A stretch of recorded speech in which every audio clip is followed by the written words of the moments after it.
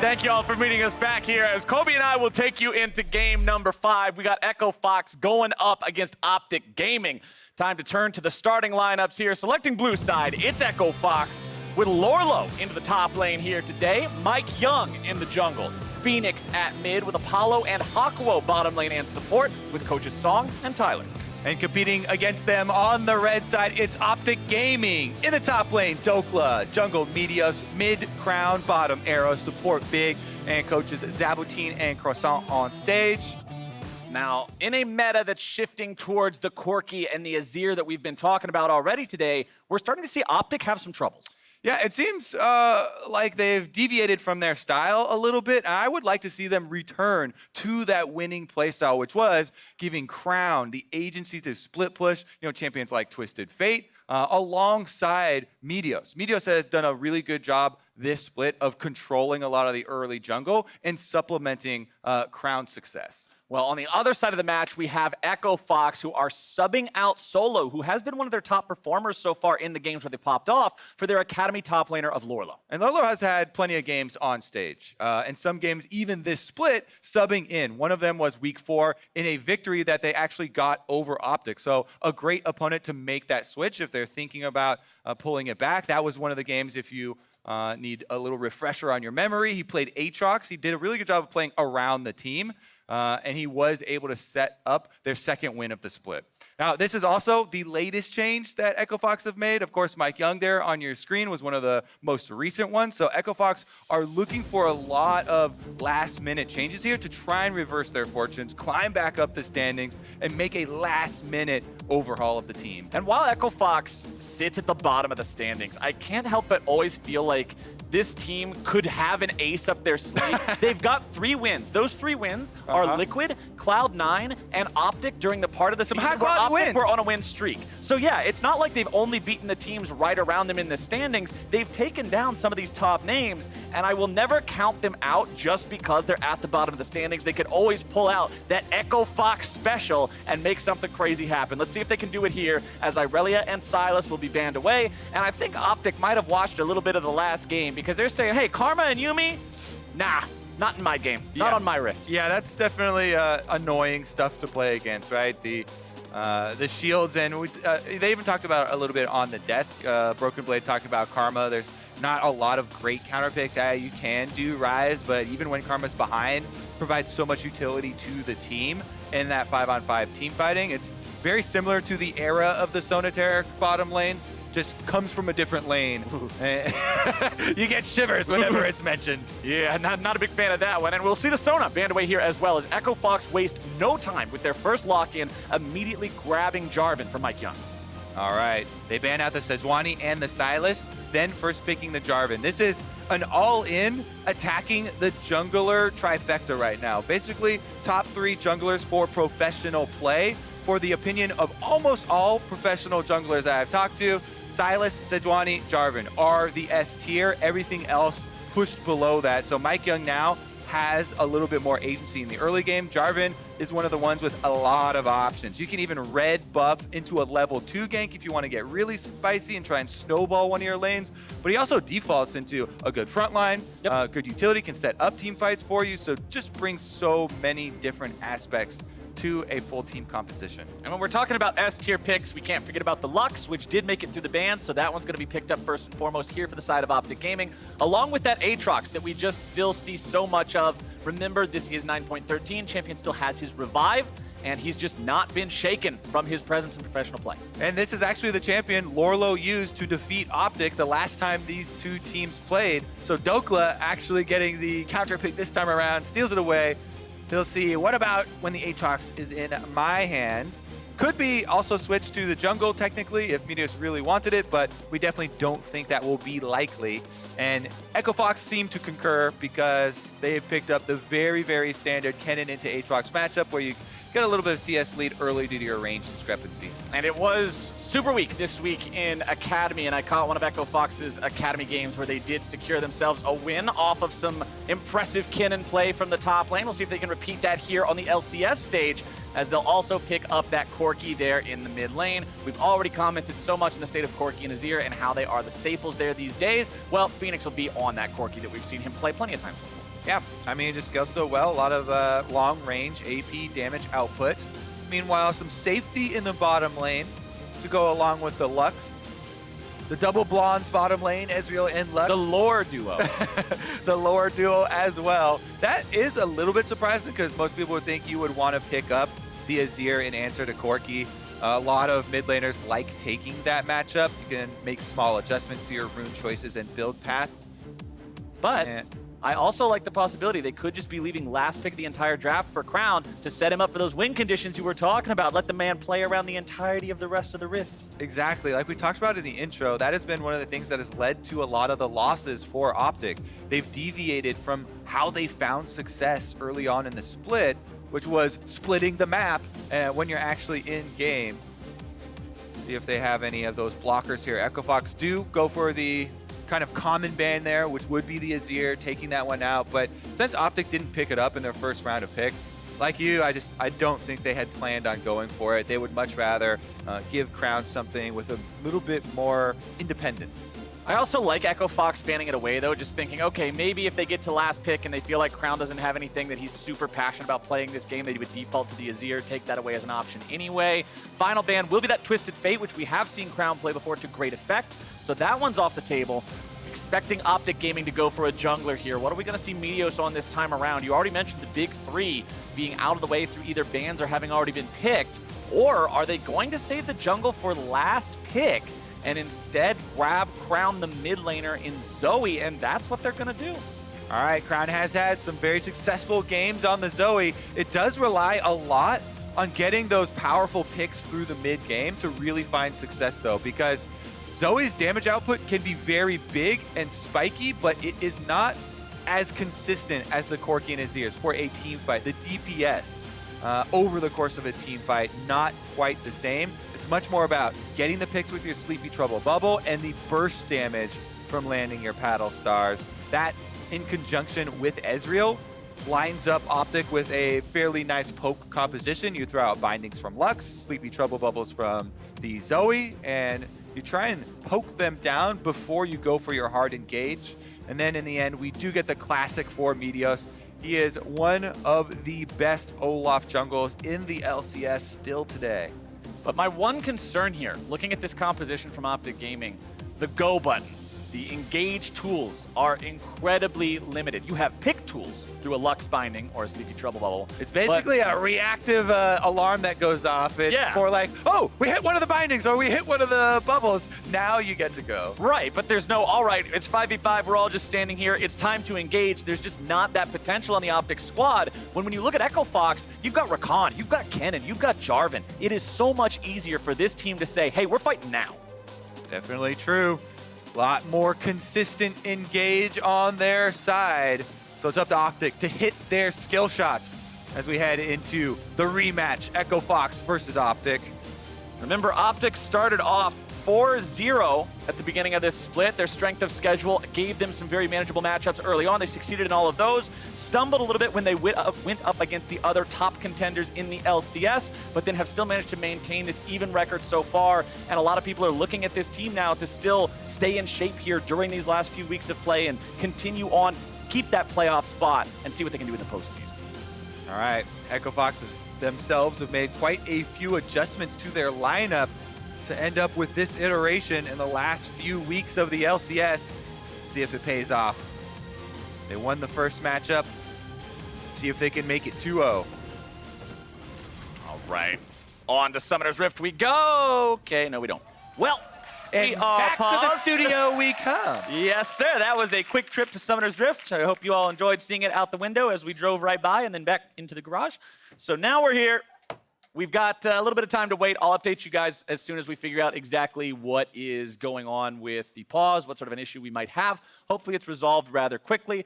I'm actually already seeing players typing R in the chat, so they're ready. Apparently it must have just been some very small issue, and we can get back into game. I am expecting OpTic to actually group up for a level 1, by the way. So a lot of the times when you're heading in, looking at the team compositions, you have to ready yourself based on the level 1 abilities of some of your opponents. Olaf and Lux are two things that send off that little alarm. And you go, oh my goodness, Like that level 1 Qs from Olaf, the undertow, you pick your axe right back up, you could have consistent slows. Not a lot of champions can deal with that. So that alone gives you power, but also the added threat of Big here on Lux, leveling up the light binding signals. There are definitely some tools for OpTic to make an early move and see if they can get some vision down, or in the best case scenario, actually find a pick. And remember, one of the things that makes Lux so strong is the fact that her Q is a 1-point wonder. It has a 2-second binding duration at level 1, and Apollo flashes out of the way of it to make sure he stays alive, but man, that one was close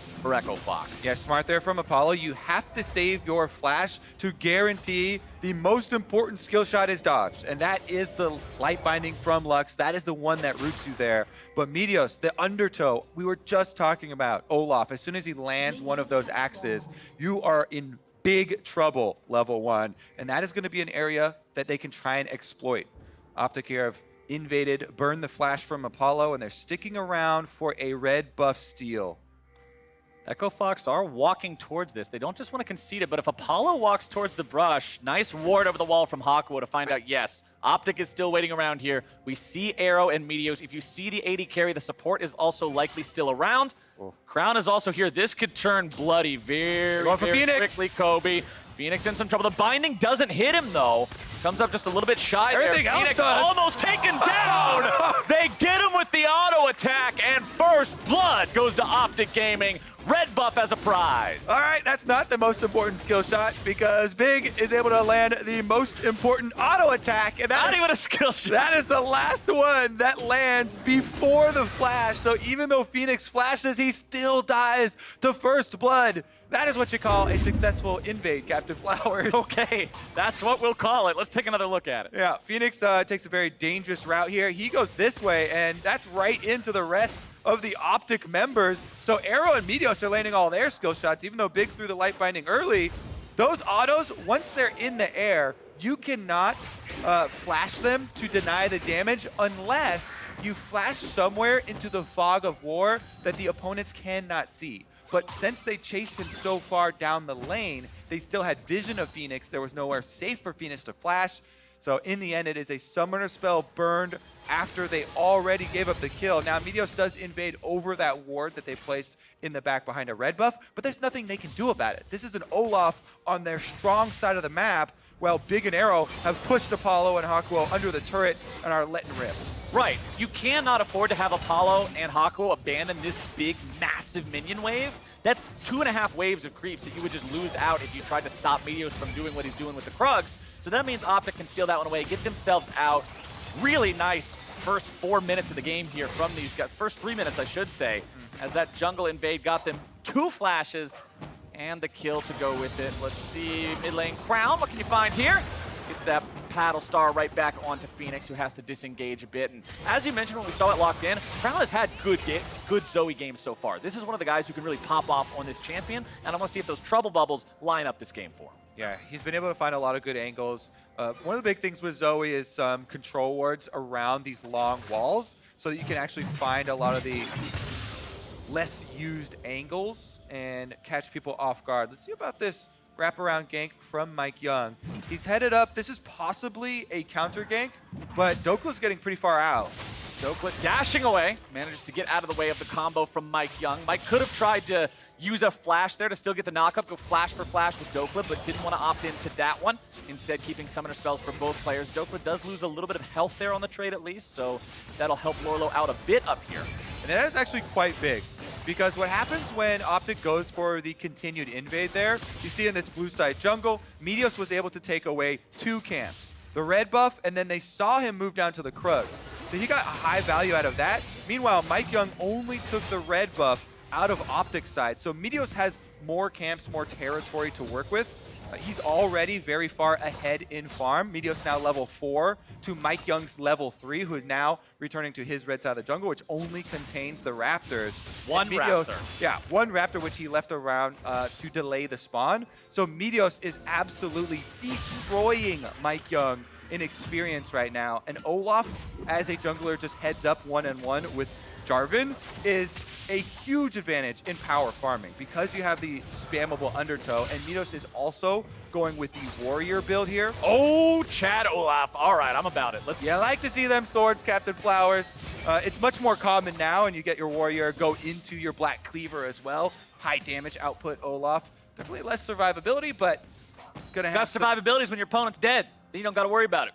That's There how you you go. survive in League of Legends, and Meteos is doing a great job here early on. And honestly, that's what I want to see when you pick Olaf. I don't want to see a team pick Olaf and then just evenly farm with their opponent because of the way Olaf falls off later on in the game. Big binding here in the bottom lane. That's going to be plenty of damage down onto Hakuho. Meteos showing up now, trying to grab a little bit of extra damage, and he gets it. Flashing to find the damage point blank and then saving the axe for the post-flash. Well played by OpTic. Meteos has still got it. One of the original junglers of the LCS.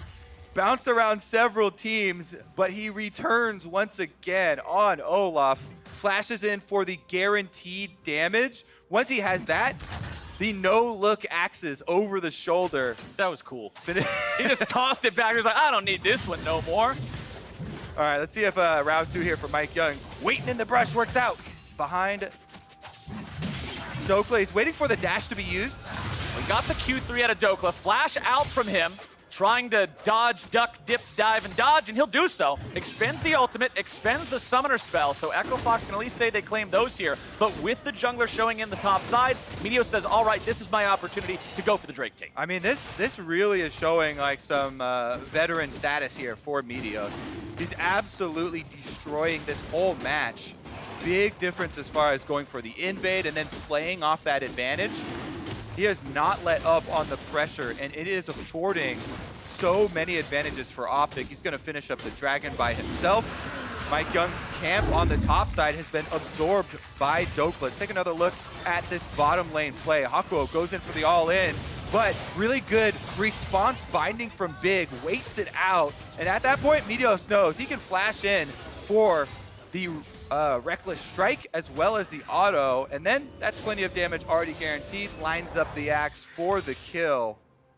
And we've seen Lux picked so many times into Xayah and Rakan, or even just Rakan on his own, because of the fact that you can easily predict where he's going to be after his dash, land the light binding almost for free. It was Echo Fox who saw the bottom lane of OpTic and then opted to play Xayah Rakan into this, so they have to be expecting those kind of counterplays coming out when they try to engage. And credit to Big, this one wasn't even after the dash. It was delayed. He waited out to see where Hakuho was going to walk and just nails him as he tries to walk back to safety. Then really good timing synced up with Meteos, so very good opening so far for OpTic. It's again still paying off down here as they get another turret plate. Nice buffering there. Arrow making sure that he dashes out of the way with the Essence Flux, or Arcane Shift, that's the E. Always mix those two up there, but he gets out of the way of the Rakan initiation regardless, and that means that Arrow and Big are going to stay comfortable down here, moving up underneath the enemy turret, firing those auto attacks into the plates. A couple auto attacks off of the last one, but here comes Crown. Sleepy Trouble Bubble, unfortunately not going to find the mark, but it scares Echo Fox away enough to allow that third plate to go into OpTic pockets. Yeah, I don't think Paulo and Hakuho are big fans of dodgeball. They've had skill shots being thrown at them all game long. And when a Zoe pops over the wall to continue and throw more of them, oh, Crown taking a dangerous route back to see if MikeYeung finds him.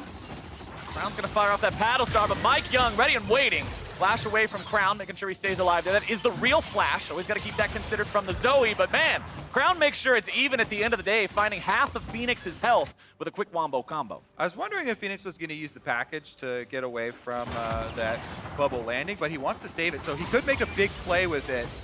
He took a lot of damage for saving it. Well, he's going after Meteos now, flies right on top of him. Meteos gets himself out with a Ragnarok. And two different TPs showing up from OpTic. You'll call that a win if you're Echo Fox getting summoner spells like that. Originally, you may be thinking, why aren't they committing to the kill? But two people pop out of that teleport ward. That leaves topside open, so Lourlo will get an extra turret play here for Echo Fox in exchange for Dhokla saving Meteos there, channeling the teleport as well as Arrow using his.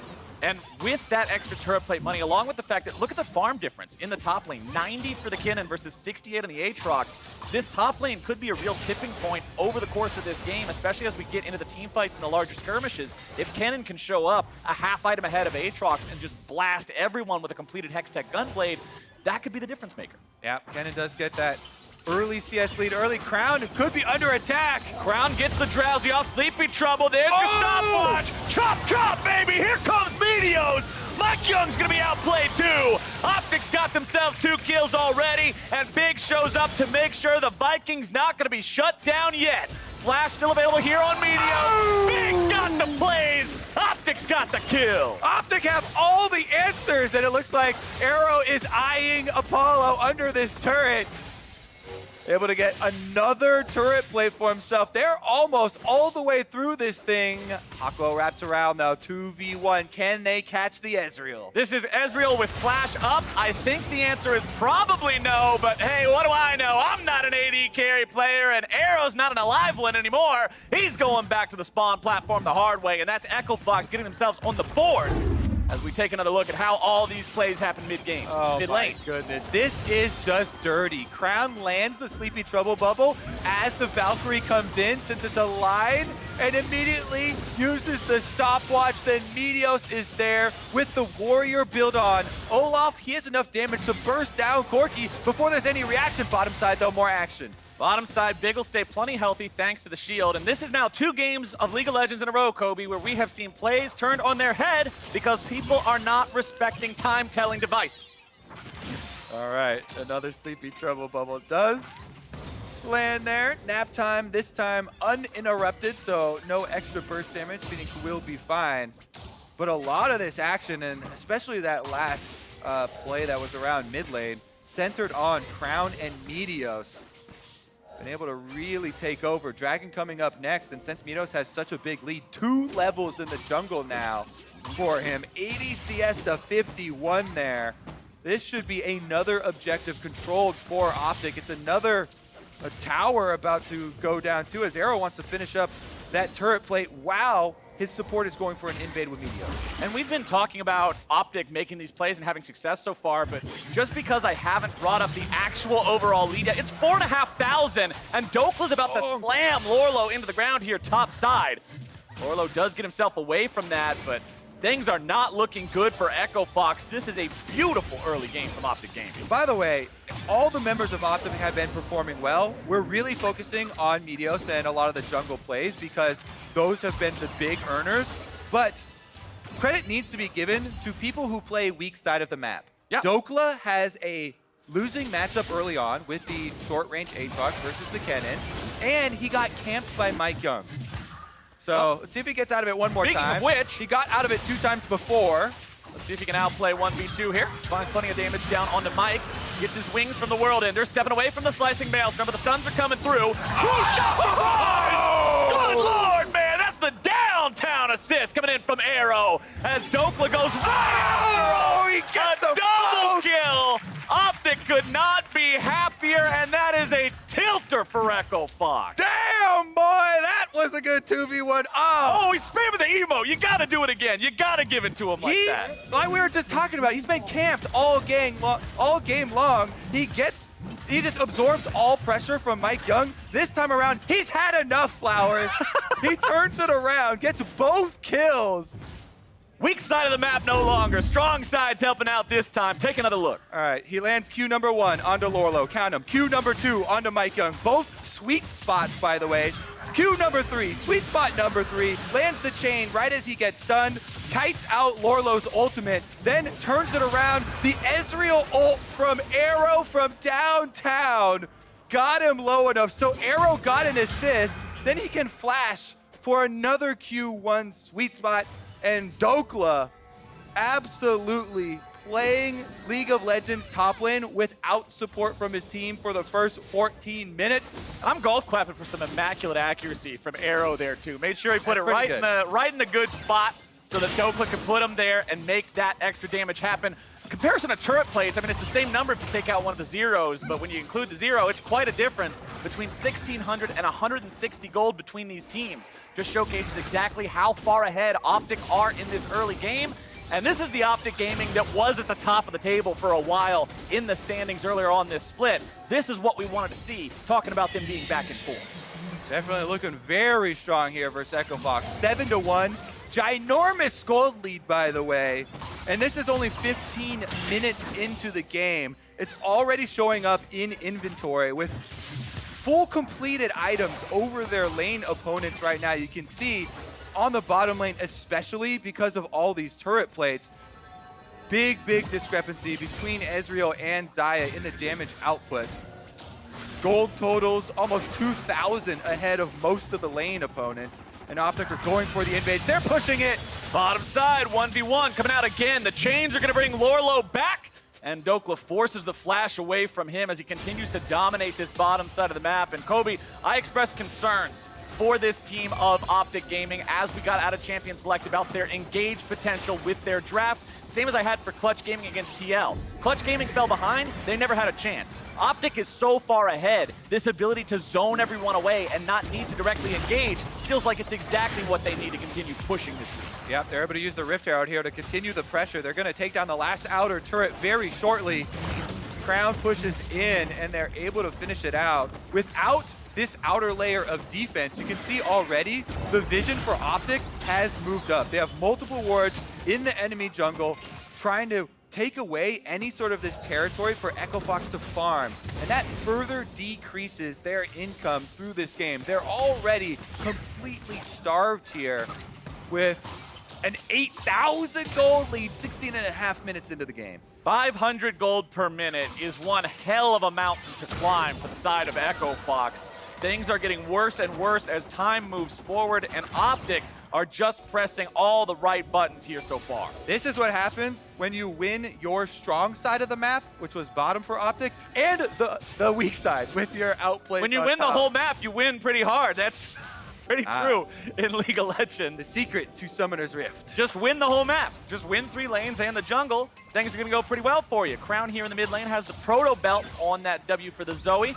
Not really any need to use it just yet. You can see Meteos waiting in the brush here, just hoping somebody is brave or stupid enough to walk into that bush. But everybody from Echo Fox knows the state of the game. They know their vision is limited. Their control over the map is next to none. And you can see there, Meteos further starving the enemy team. He takes away the Raptors, taking away more possible gold sources as Dhokla works away on the bottom turret. More minions getting denied. Well, Lourlo's going to walk up and try to stop him, but quick little shock isn't going to do a whole lot as Dhokla's just going to keep farming up the enemy jungle. That's even more resources normally that would go to the side of Echo Fox, now going the way of OpTic. Almost a 50 CS lead in the jungle of Meteos over MikeYeung, who's really just not able to find any opportunities to pad his pockets. He's got a Cinder Hulk, and that's it. Meteos has most of the pieces of his cleaver already. Crown's finding plenty of damage onto Apollo, sends him right back to base. Trying to use the healing to get back up thanks to the refillable potion, but that won't do much. Yeah, especially because of the 2 extra level leads. Your Cinder Hulk full tank MikeYeung Jarvan sitting at 1522 HP. Meteos, however, on the Olaf with the damage build going into Cleaver second is well over him with 1814 HP, finishing up another objective for the team. Full Dragon Control continues for OpTic. No comparison between the stats on those guys, just because the economies mean Meteos has so much more to work with. Mid lane tier 2 under fire now as OpTic will continue firing off those Mystic shots towards Fenix, thanks to Arrow, who still stacking that Mana Moon towards the Muramana completion. We'll probably see that one evolve here soon. Iceborne Gauntlet means it's going to be very difficult to get on top of this guy either. We're going to need some sort of big engage from the side of Echo Fox. Remember, last week we saw TSM versus Cloud9. We saw TSM play immaculate League of Legends for the first 15 minutes of the game, but it was Cloud9 who had the hard engage comp on this more poke zone type composition. They found a way to turn the game around, and Echo Fox will have to do something similar. It is going to be a steep hill to climb here for Echo Fox, but they do need to do it off of some defensive positioning here. They're trying to get control wards down. When it gets dangerous, even in the side lanes there, you can see Arrow in a 2v1 scenario chunks out 2 members of Echo Fox, and that means there's a discrepancy in pressure on the map. 2 members lose out on top side. That means he can rotate over to mid, and OpTic will be able to finish up this secondary turret. And as this secondary turret goes down here, that's the first one to fall in that tier 2 lineup on the side of Echo Fox, who have no turrets picked up for themselves. Baron is coming online in 10 seconds, and the game becomes that much scarier for OpTic. Well, for Echo Fox, I should say, because OpTic could go for the Baron at any point. You have so many zone control tools. If you have to check into the fog of war as Echo Fox, you can find trouble bubbles, Lux bindings, anything waiting on you. Yeah, look at this full court press from OpTic. They have all 3 lanes pushed all the way up to the Echo Fox defenses here, and with Control Wars supporting them. Oh, that was close. This is, they're shooting fish in a barrel, but they're slowly making the barrel even smaller here. So you keep dodging for now, but there's going to be less and less room to work with. MikeYeung actually goes towards Arrow, but they know if they don't get him with that knock-up, they can't continue. Right, and MikeYeung, yeah, he has a flash, but Arrow's got everything as well. He's also got plenty of teammates nearby. You have to save those resources as Echo Fox. It's going to come down to pretty much one big engage if they can find it. If they're missing out on one flash or one of those tools, could be the difference between winning and losing. They're down over 11,000 gold, 21 minutes into this game, 7-1. OpTic kept them to a single turret plate, the only piece of an objective they've acquired this entire time. All right, for Echo Fox then, you have to play the super difficult game right now. I'd say bet on trying to leave a sneaky ward somewhere, because you do have 3 possible teleports. Lourlo is obviously the best one, but if you can catch some member of OpTic, you know, out of position away from the rest and have some teleports go in and you outnumber them, outnumbering your opponents is the only way that Echo Fox can find a way to get back in this game. You know, get some sneaky kills, get a little bit of gold back for themselves. And in order to do that, they've got to lead some of these wards lying in brush, like you see on your screen now. They've got a couple of good ones. Immediately getting picked up there, though, as OpTic clear them out. Those are the looks that you have to go for, though. To put this lead into perspective, though, when we're talking about number differences and how much of the money might be missing, the most valuable person on the side of OpTic right now is either Dhokla or Arrow. They both have about 9,800 gold. The lead is 11,000, so even if you take one guy out, there's still going to be more gold in the team fight on the side of OpTic Gaming, which means Echo Fox will probably need to outnumber them and have the package or something similar just to have a chance. It's really dire for these guys. OpTic now have control over the entirety of the top half of the map and the Echo Fox side of the jungle. Means Fox has to be so concerned about this Baron possibility.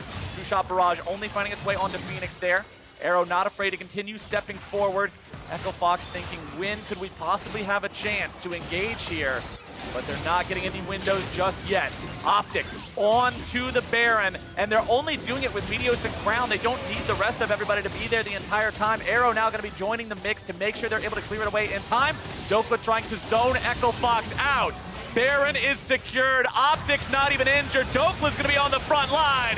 There's your engage coming out from Echo Fox, but it is not what they need. They're trying to turn around with Lourlo, but he's immediately bursted down. The laser fires off, but it's not required. Meteos grabs a killing spree, and Echo Fox heads for the hills. There's no salvation from a gold lead like this, and they are cut to pieces. 5-0 OpTic Gaming, and they'll push for the win. Echo Fox going down. That is a full wipe as OpTic have the run of the base. Baron buff in tow as well. And OpTic storm back in a big way. 23.5 minutes into this game. OpTic Gaming show you how to play some League of Legends. They get ahead early. They maintain control throughout the mid-game. They grab Baron as soon as it makes sense, and they end the game just like that, taking the win. That was one of the most one-sided games we have had all split, Captain Flowers. 23:53 the game time as OpTic finished it off just before the 24-minute mark, grabbing the Baron, grabbing the full ace team fight, and the Nexus shortly after.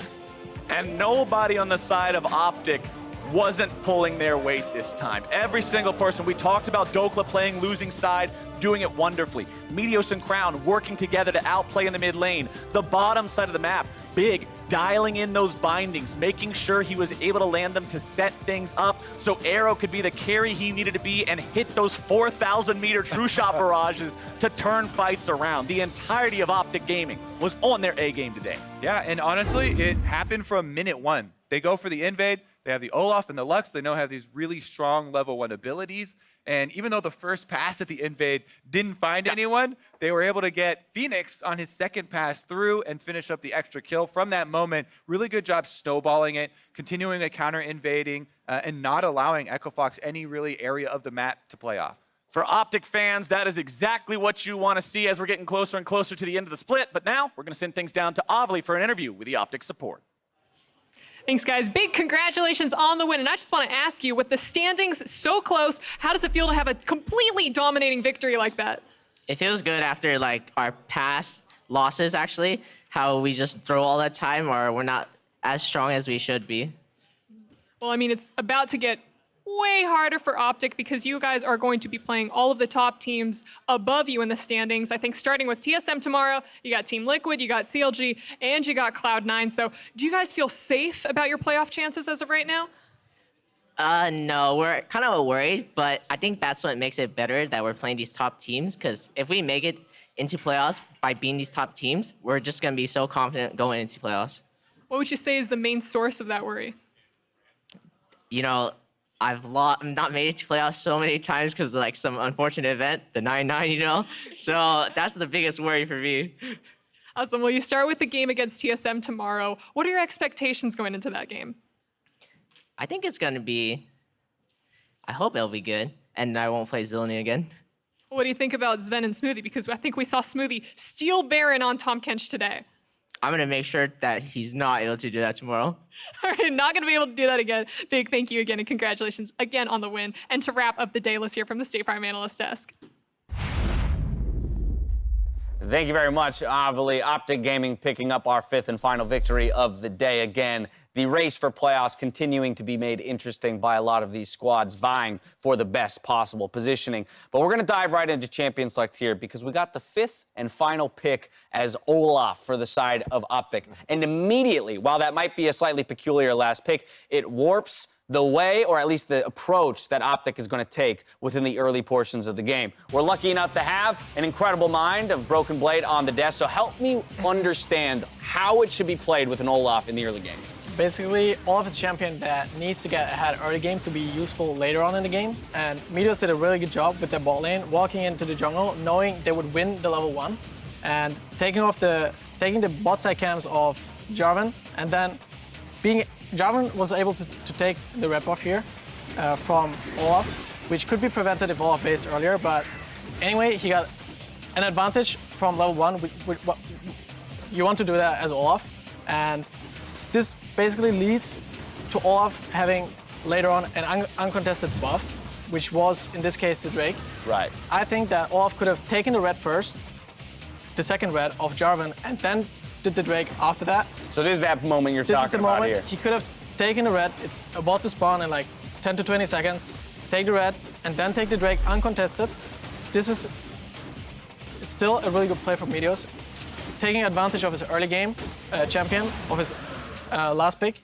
I really liked the way how Meteos played Olaf. It was how you needed to play that champ. It's basically like Jace, you want to play around that champion. If you don't play around that champion, it's not as strong. And here Meteos showed us a very good Olaf game. I think he goes for the dragon because his bottom lane was base. So he's like, well, if I can't go into the red buff and have the safety of my lanes here, I might as well sneak the dragon in while I can. So he's got 2 options and goes for the worst of the 2 at the time, which is still a net positive, choice, like Broken is saying. Yeah, I mean, and this is kind of how a lot of OpTic's games are won, is through Meteos' playmaking. That's why he kind of has earned last pick in the jungle and is able to use it well here. And he has, you know, good CSDs, good kills and assists early on, big gold differential. The problem is when you put up against Echo Fox, they are in the most dire of jungle situations. They have 0 kills and assists in 15 minutes. With in MikeYeung, over 5 5 games. MikeYeung games. Yeah. And I don't want to put this all on MikeYeung because he was one of the critical factors of TLA doing well in Academy. So, like, this is not a MikeYeung problem, but it's just saying, like, this is probably the most exploitable team in the league right now for Meteos, and he absolutely trashed them this game. I've been casting the Academy games, and in there, TLA right now is still struggling to recover from the absence of MikeYeung. He was a very prominent shot caller in the team, so he had great synergy, but it took a while to build up that synergy, right? They were a third-place team in spring, which says quite a bit, right? There's a good accomplishment there. It's not like that's a weak league. There's someday in it. So the fact that right now they're struggling, to me, is just a symptom of the overall problems that Echo Fox has, and it just so happens that MikeYeung was plunged right into it.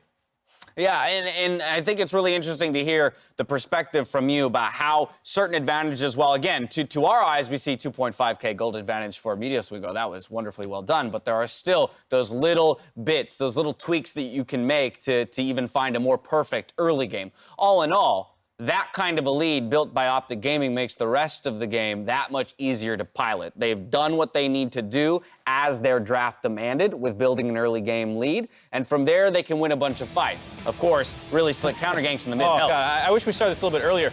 He has no ultimate for MikeYeung. He EQs into the brush to start setting this gank up, and then Fenix just Valkyries on top of the Zoe. So MikeYeung has nothing to do, but he flashed W's. W's. He's trying to be like, well, I'm with you, Fenix. I'll follow your play. But I like the commitment. This complete lack of synergy is like why they have no kills with him at 15 minutes. And it's not like MikeYeung was like, let's go now, I'm sure. What should happen is he combos in and you wait for the flag to be back up so that he can combo in and wait for the play so that you have the abilities. Right, yeah, just a complete misexecution there. But you roll that forward, right? Again, all in all, misexecution from Echo Fox, great awareness from OpTic to get in there and counter gank it. But with this massive lead in the early snowball, they've played entirely to their win conditions. Every fight beyond that is going to be an easy win. Yeah, also on that play in mid lane with the Jarvan and Kennen TPing in, he lost 3 plays, which caused the winning matchup against Aatrox to now lose. And Dhokla played real well this game on the weak side, and in team fights, made really good use of Aatrox, and yeah, just had a really good performance in my opinion.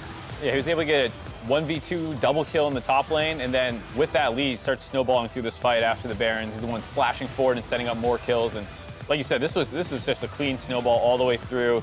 I'm sure if we get to see the gold graph, it'll be just one of those, you know, straight lines up into the vertical leap right there. Very pretty, exactly the kind of game you want to be in. I want to jump back to your point around the TP there and how it can affect a winning matchup. I think so often it's tough for non-top laners to understand what it means to be on that island of top lane and the sacrifice that a TP, you know, or the effect a single TP can have on the flow of the game from the top lane. And from, you know, from game to game, or in this example, we all of a sudden see a Dhokla who's now powerful enough to 2v1 or even 1v3. But talk to me about how those decisions are made, at least within the context of TSM. You know, when looking to set up a play, what are you willing to sacrifice for what advantages? It all depends on how the way you draft, right? In this case, Kennen is a pick that needs to win against Aatrox to contain him in the late game as well, because you're winning 1v1. You can get advantages 1v1, take tower plates, and get wards into the enemy jungle. But by giving up TP advantage and losing plates while Aatrox was pushing already, and dying while you're TPing it's a disaster basically. And you don't want this ever to happen. And this was also well played by Dhokla. He didn't TP as well. And after that, even after losing the mid fight, they have the TP advantage and can make the next play on the bottom lane without getting contested by Kennen in this case. Yeah, because they have TP advantage now, and Aatrox has full control of the lane as well, which causes Kennen not to be able to take advantage since now that he's losing the lane, and was just very well played by Dhokla. Now, for Echo Fox, the struggles continue. For the side of OpTic, they kind of sit in a precarious position where, yes, they're in contention for a playoff position, but their schedule from this point out is not necessarily the easiest. They're playing you guys tomorrow, so I want to get your opinion on that. But before we do, I want to talk to you two and maybe get a sense from you on what it is that's keeping OpTic from being a a 4th or higher team, let's say, as opposed to a 5-6 team? I think it's the confidence, really. The fact that the team got the win today in under 24 minutes is going to go a long ways for getting them up to the playoff standard that we had for them. I mean, this team started 5-0 at the beginning of the split, so they definitely are capable of being very good. But, you know, we have Broken Blade here, and he's looking at a lot of opportunities that Dhokla could have gone for further that are a matter of confidence, right? He's looking at it, I have the confidence to go for like a 1v2 or turn these plays. And similarly in the bottom lane, if you can see these plays with the confidence that I can turn it around, then you have way more at your disposal. You can be much more explosive. Yeah, there was an example where it was 2 level 5 top lane and jungler going up against the level 6 Aatrox in a minion wave, and you know Dhokla goes and runs. He flash runs. Flash runs away. Broken Blade's like, I'm fighting that. You know, like I think that's one of the things that they can improve on is being a little bit more confident and aggressive. All right, so Meteos and Dhokla, if you're listening, tomorrow when you're both level 5 and he's level 6, I need you to go challenge him to a 2v1, and let's see if he let's see if he stands up to it. Yeah, exactly that. Let's get a look at the standings, though, as the day comes to a close. Liquid, they're going to keep their hold on first place, followed by C9, just 1 game back. Sharing third with 8 wins at CLG and TSM.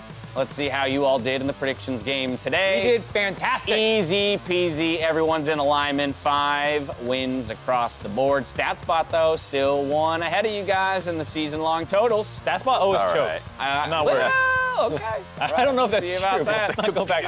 Let's take a look, though, at what games we have coming up tomorrow. The day kicks off with LCS Countdown, where we will shine a spotlight on the top lane. That includes you, my friend Broken Blade, and I'll share my visit to the CLG training facility. It was an absolute treat. Game 1, though, Golden Guardians aim to take down Team Liquid, followed by Counterlogic Gaming versus Cloud9. Then 3 more matches before Jat makes his debut on LCS Cooldown alongside MikeYeung and Lourlo, with our Academy showcase between FlyQuest and Counterlogic Gaming Academy to wrap up the weekend. Now I return to you. TSM versus OpTic Gaming. Broken Blade, talk to me about that matchup, your confidence level going into it. Honestly, I think OpTic is a kind of team that plays a lot around their mid jungle. Meteos kind of has this kind of leader character in that team, and I think if you contain Meteos, it's gonna be quite an easy game. All about the jungle matchup, so it will be on Acadian to help do that. I hope it's an easy game. I bought their stock today. That's for true. The next That's true. 2 Mark weeks, is so hard on the guys better TSM win. train right now. Of the other matchups that we have, though, outside of TSM and OpTic, anything in particular you guys are looking at? I think it was Cloud9 against CLG. CLG, that's a big one. Right? You got a battle for the very top of the standings, and they are 1 game behind TL, but it's kind of that challenge game. It's one of those that you could definitely see a world where Cloud9 gets a little frisky early and suddenly, CLG took the game around. So I think that that's one that is going to be really spicy, but at the same time, you know, Sven Skaren could just show up and suddenly, okay, game's over in like 10 minutes. I'm gonna flip us over to the standings here. Broken Blade, who do you think would be the dark horse here? Of the four teams in the bottom 4, Clutch, 100 Thieves, FlyQuest, Echo Fox, which one has the best opportunity to challenge the top 6 and maybe steal a playoff spot? I think probably 100 Thieves. Okay. They are looking He bought their stock. So. They're definitely looking better, and the other bottom tier teams, they're still looking more shaky than the 100 Thieves. I think 100 Thieves kind of is trying to find their identity, and they're going that way, and they have a chance to challenge the top tier teams, I think. Big vote of confidence for 100 Thieves as they head into a matchup against FlyQuest tomorrow. If today's games, though, had you itching for more action, stay tuned for the LEC rebroadcast going live after the show. With that, I got to thank you, Broken Blade, for joining us here for the final 2 games of the day and all your insights. But now for myself, the casters, the entire live broadcast crew, thank you for watching, and we'll see you tomorrow for more of the LCS. Good night. Crumbs. Crumbs. Crumbs. Okay, would you... What? Robots. But here comes Niski, gets the Qs across, finds the stun. He does all of the work, and they have just popped Fake on a stun right on the backline. They've caught Bang the flash, but the resets are there. Get that kill almost assuredly. 2 more auto attacks, 1 more to go. The ult just to make sure it happens. Looney's not there in time, but he's gonna go all the way in. The flash makes a move, but there's the stopwatch. You cannot underestimate it. Behind, Equalizer gets dropped down. Jets and the rest of Team Liquid in retreat. Hooney's gonna be taken low. He gets popped. DeMonte moves forward. That's what I'm talking about. You do not assassinate when Skarner is right there. Falcons run down next. Double kill, double lift. Hello, Summoner. Welcome to the Summoner's Rift. Hope you enjoy your stay. Low towards Wild Turtle, ults into the air, but he's got to watch out. The flash bind and a 2! That was beautiful, Biofrost. Over the wall, Ruin wants it for this one, the flash forward. They got to find one more auto attack and get that kill. Six, they still in the chase. They find another route. Is it the Fiddlestick's Yodel or? No, he's a scarecrow. Fiddlesticks is a scarecrow. Yodel? He could be a Yordle scarecrow. That's going on the broadcast, boys. Stuns are coming through. Good lord, man. Okay, good job. Good shit, man. It's not bad for us. It's not bad. Okay. They get the damage. There's the kill picked up on Hunter. That was massive. 1.2, okay, man. 1.2. Yeah. Okay, I'm looking as well. I got it. Go. I don't think it stopped them. The fight still continues. It's still damage for Broken Blade. Who cares about the rest of the kill? He's doing all the work. And TSM gonna win the game through top lane.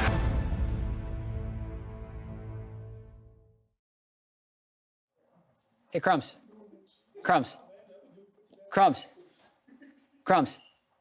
Hey, Crumbs. Just answer. Crumbs. Just say something. Crumbs. What? You want to do karaoke later?